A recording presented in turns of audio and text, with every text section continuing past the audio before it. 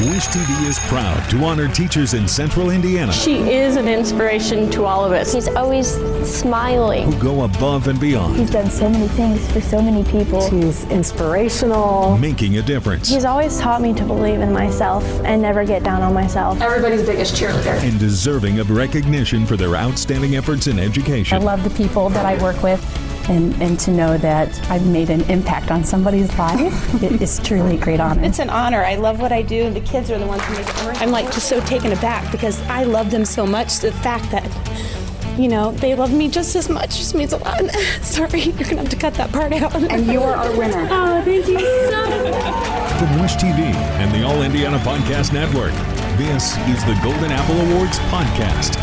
Hey everyone, Hannah Mordeau here. October's Golden Apple Award winner has spent almost 6 decades inspiring students in Lapel. Miss Jeannine Terhune is now in her 58th year in the district, teaching choir. Somehow, we managed a first in her long career and surprised her with the Golden Apple Award. It comes with a trophy, a school supply shopping spree to teachers' treasures, and a video message from students and staff brought to you by us here at News 8. The surprise went really well, but it was really fast. So I brought Miss Terhune back on the podcast.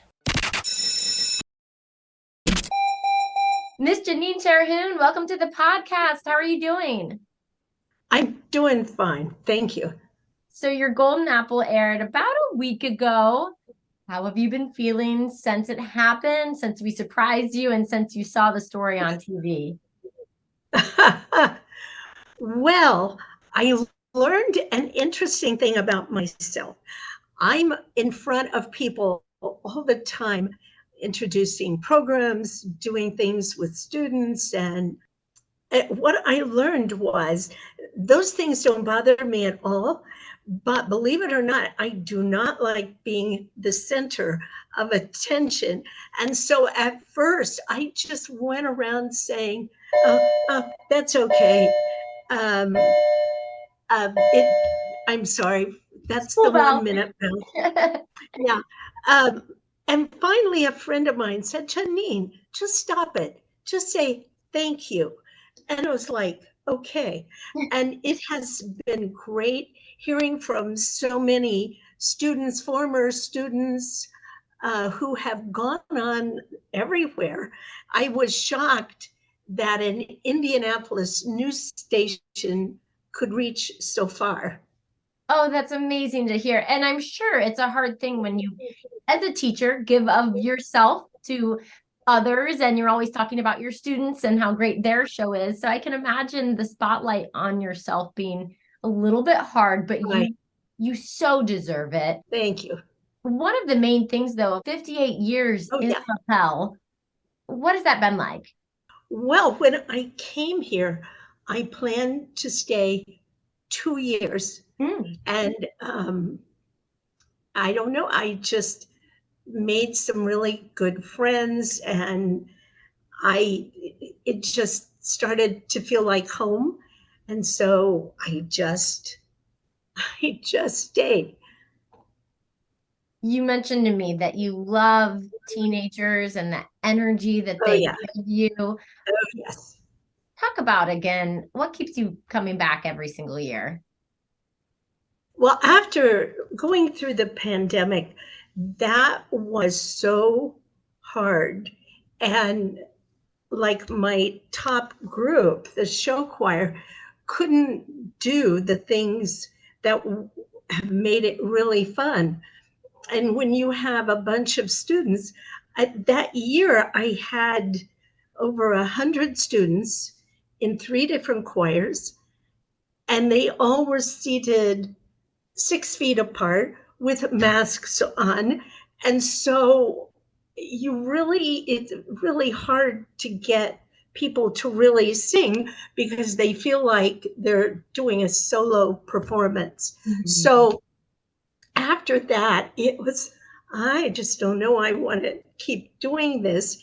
And then last year, there was a resurgence and things started happening the way they used to. Kids are getting more back to, the way they were pre-pandemic. And so then all of a sudden it was like, okay, this is fun again. I like doing it. Good, good. I mean, in the 58 years, I'm sure that the pandemic was such a unique time. Oh, yes. But what else have you seen change over the course of those many years? But also, what else is the same? Twofold question there. That's a really good question. Um, I know you couldn't tell it when you were here because there actually were parts of two choirs. When they're all together, it's 90 kids. So um, there were a lot of kids who were still in testing or whatever. But it started when I first started this group. Um, I happened to have this magic group of people who, like the best basketball player, a bunch of the basketball players, actually, a lot of kids who were just involved in everything. And that tradition has kept going. So I think I told you when you were here, I have more boys in choir than I do girls. And that's rather unusual. It's unique, but the tradition has stayed. Now, even with the girls, there are volleyball players and tennis players and just every sport under the sun. And so that really makes for well-rounded kids. And the coaches here are really helpful. If kids need to be out of practice a little early, all I have to do is say, "Ooh, we need to leave at 5 o'clock," and they're happy to help. And that makes it unique, but that's also helped the program. Just it goes down, it goes up, but we stay pretty normal. Mm-hmm. It sounds like it's been quite successful every single year.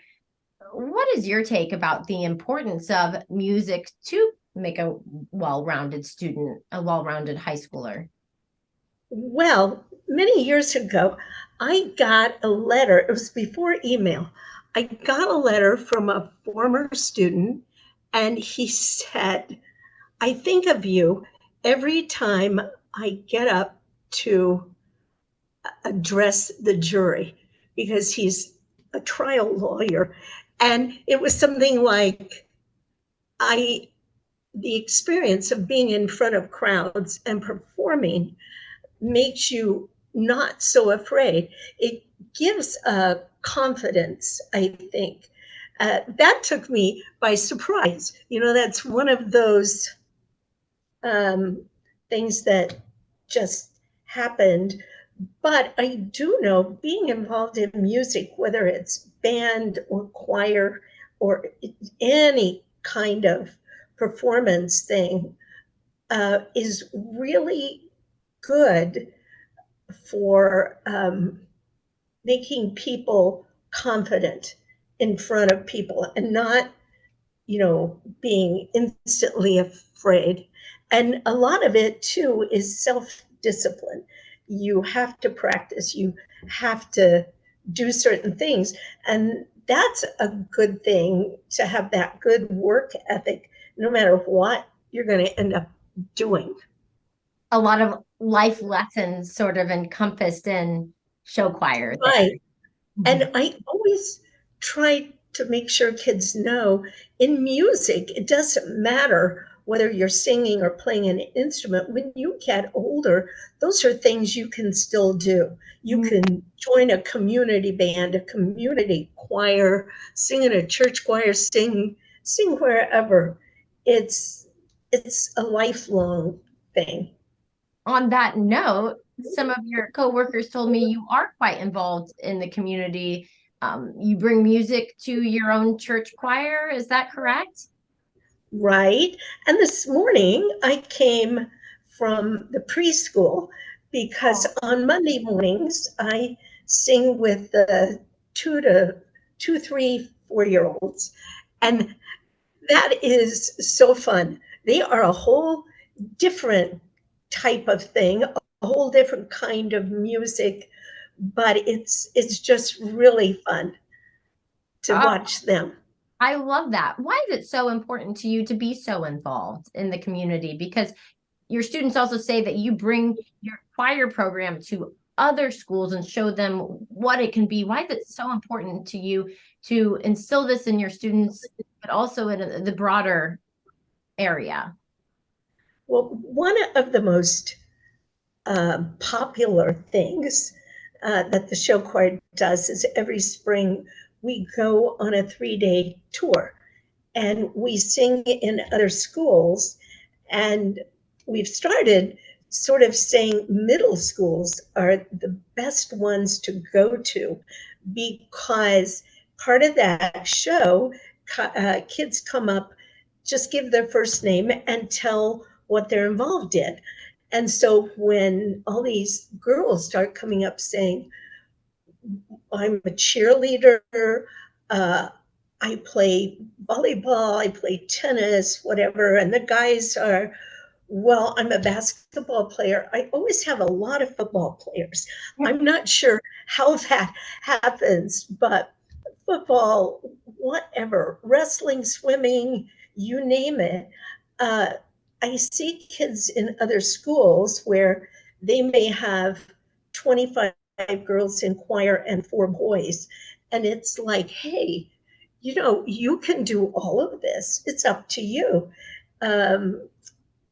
So anyway, then after we do either 4 or 5 convocations, this year we're going back to Chicago. Wow. And so then on Friday night, we have a banquet, go to a show of some kind, and come back on Saturdays. It's just great fun. But we're also promoting music. And there have been some schools where I'll hear later, okay, we had no choir. After you were here, we've got, some people who have come in and said, okay, we want to do choir. And that's a really good thing. The bad thing is they watch kids who, from a really established program, who are up doing this fun show, and they think they can do that in the first month. And no, we're sorry.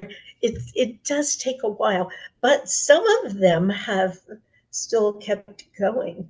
So that's a good thing. So it is, growing, but also, as you said, it takes a lot of hard work, commitment, connection to students. How do you think you've been able to do that and connect with these young people over the years? Well, I have a college roommate who's had this theory for years.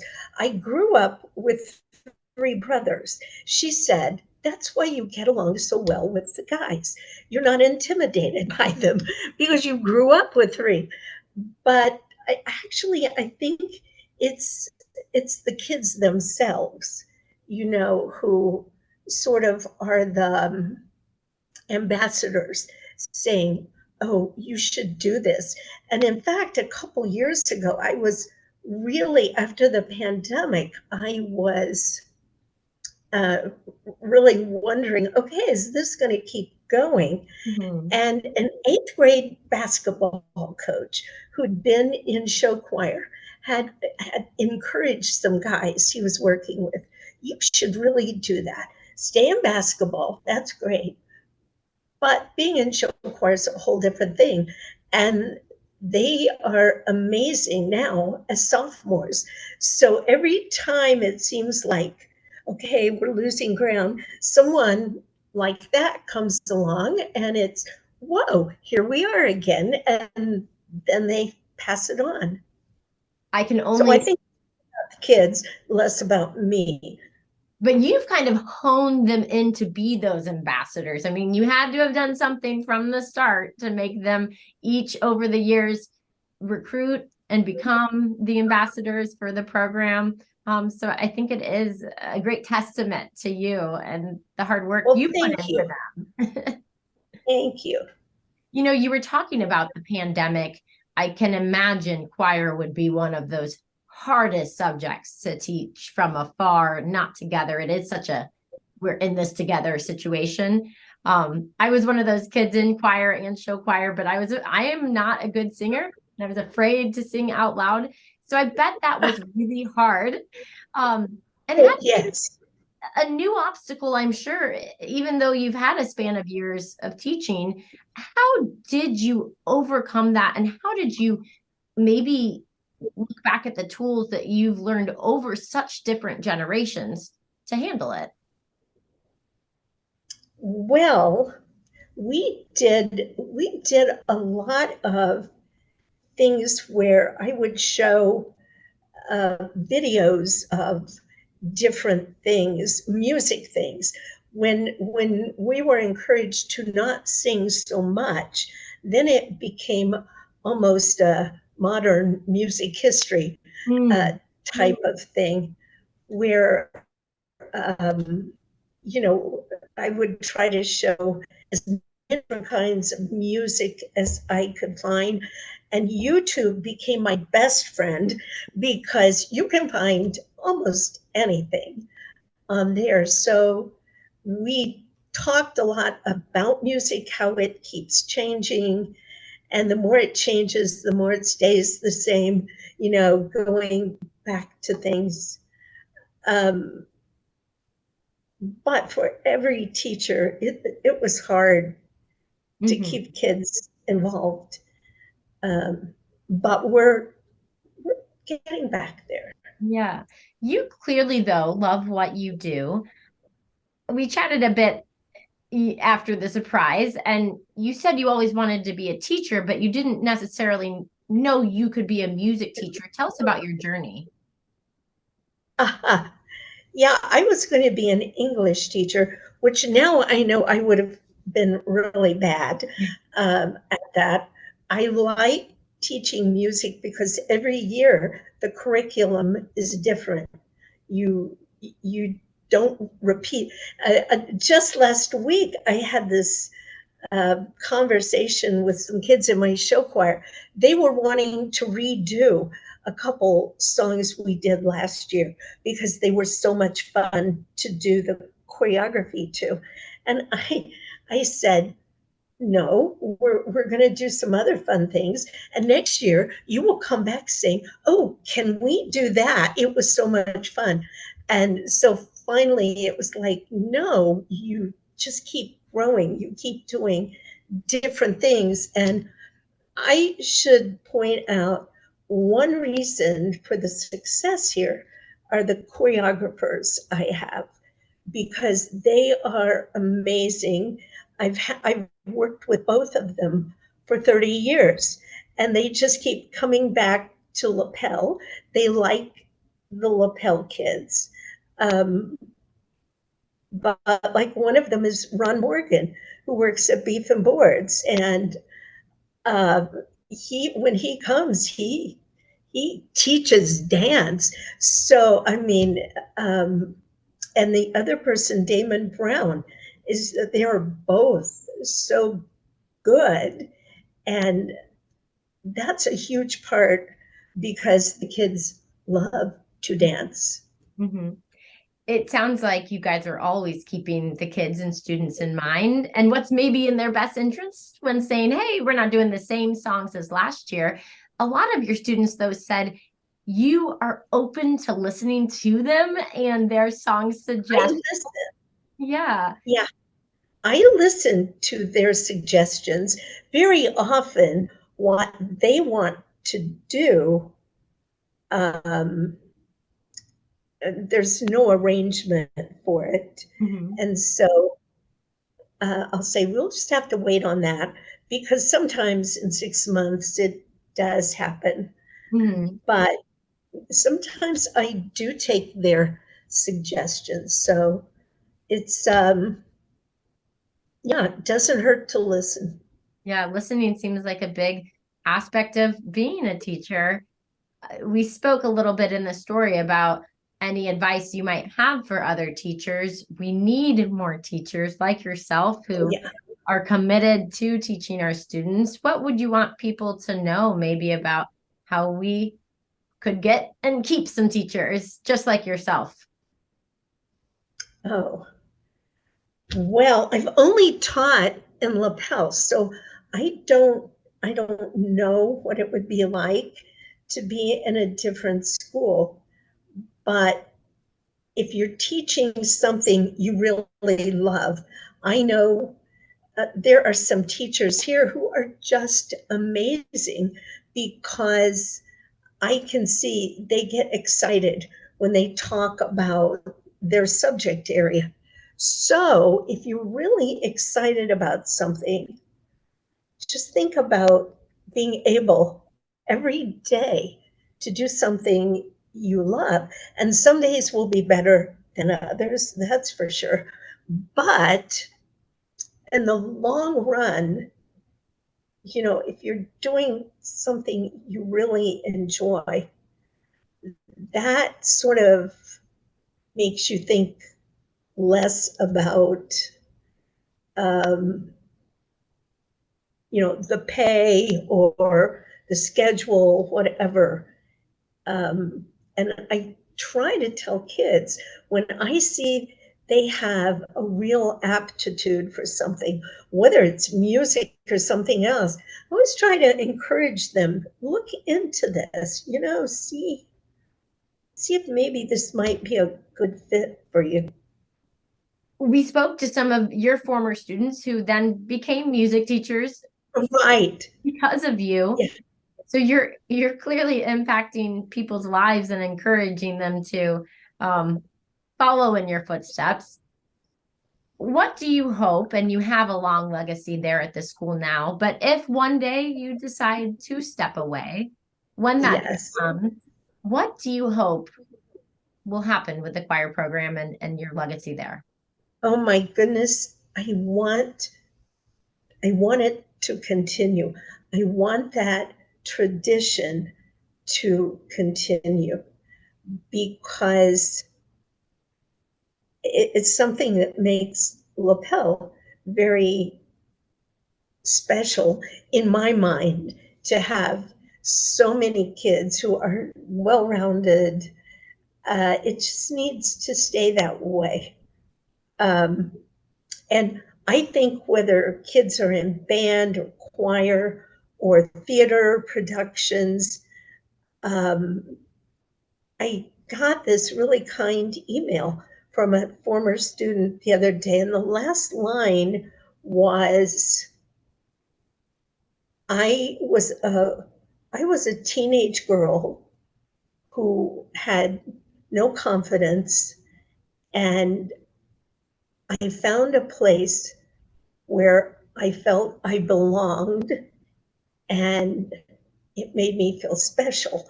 And that's really, no matter what, for things like this, you really hope that's what kids get out of the, excuse me, the whole thing. That everybody who comes in feels like, I belong here. I'm part of this. And I think the same is true for athletic teams, where you bond and you work together and you belong, and they're all good. Just, stay involved. It's amazing to think about how many people you have made feel that way over the years. I hope so. I really hope so. I have no doubt. I think we're going to end it there. Thank you so much for taking the time to talk today, and thank you for all thank you.